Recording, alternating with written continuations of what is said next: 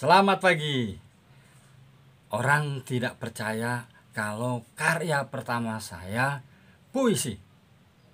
Yuk kita ngobrol buku-buku puisi yang saya tulis.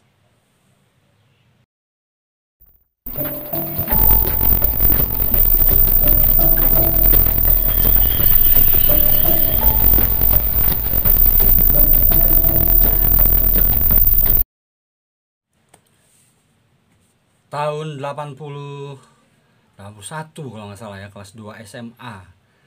Puisi saya dimuat di majalah Hai. Dan tahu nggak, itu adalah karya pertama saya yang dimuat atau dipublikasikan di majalah nasional ya. Dan saya gembira sekali. Wah, saya ingat ketika kawan sekelas saya mengajak saya bersama beberapa orang ke kios bakso di Kota Serang, lalu mereka makan dengan gembira. Saya bertanya-tanya dari mana nih uangnya. Setelah selesai makan, tiba-tiba teman sekolah saya itu mengeluarkan satu wesel uang ya. Ini honor menulis puisimu, 3.500, dan satu mangkok bakso waktu itu Rp250. Sekitar 8 orang bisa saya traktir dari honor menulis puisi itu. Jadi sebetulnya karya pertama saya adalah puisi.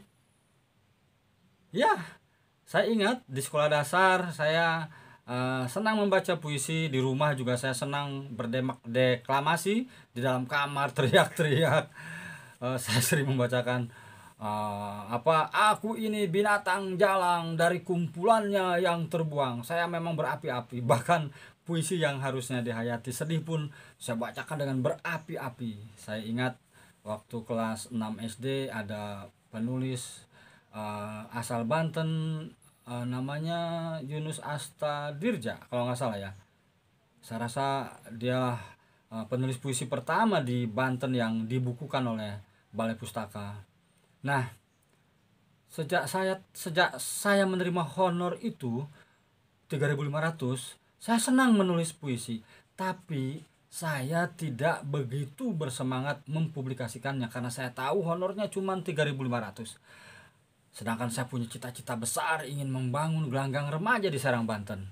Maka saya beralih ke prosa, tapi saya lupakan soal prosa hari ini. Kita bicara soal puisi. Bagaimana saya mensubsidi kegiatan menulis puisi saya dari honor-honor menulis prosa.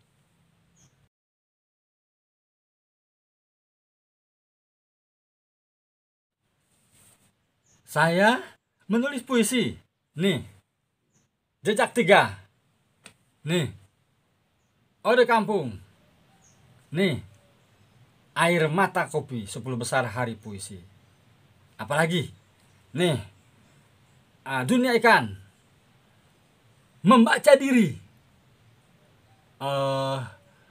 Beberapa puisi lagi saya lupa. Tapi puisi memang tidak menghasilkan uang. Apa kemudian hanya uang yang saya kejar?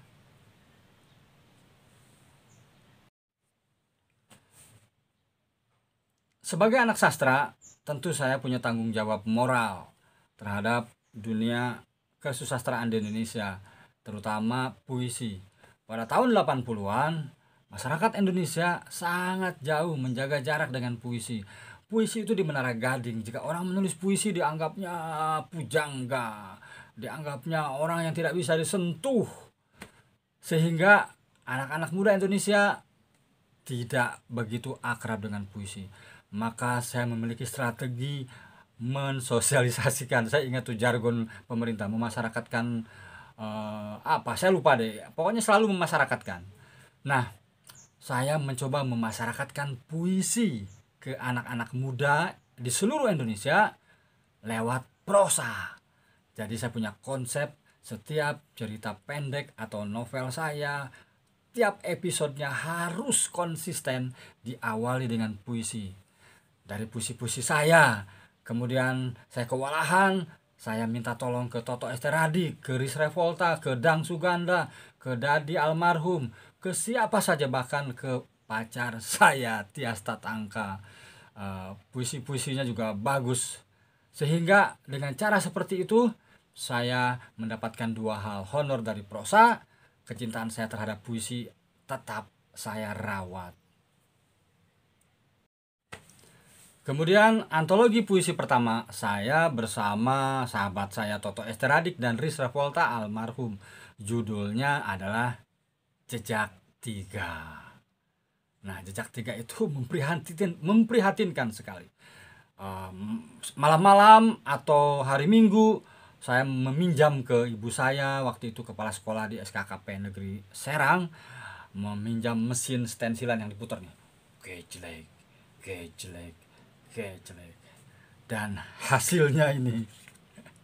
Aduh, stensilan, Bo. Dan Toto yang mengetik naskahnya dengan mesin Tik Brother, warisan dari almarhum kakaknya. Nah, setelah itu Ode Kampung. Tahun 95 saya berdua sama Toto Esteradik. Lalu mengalirlah puisi-puisi saya, walaupun tidak seproduktif menulis cerita pendek dan novel.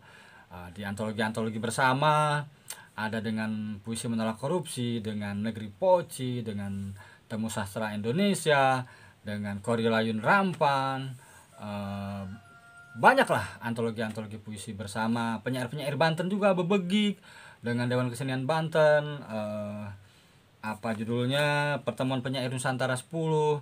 Lalu antologi puisi Indonesia tahun 1997, editor penerbitan Angkasa. Jadi puisi tidak bisa memuaskan semua orang, tapi puisi bisa membuat penulisnya bahagia.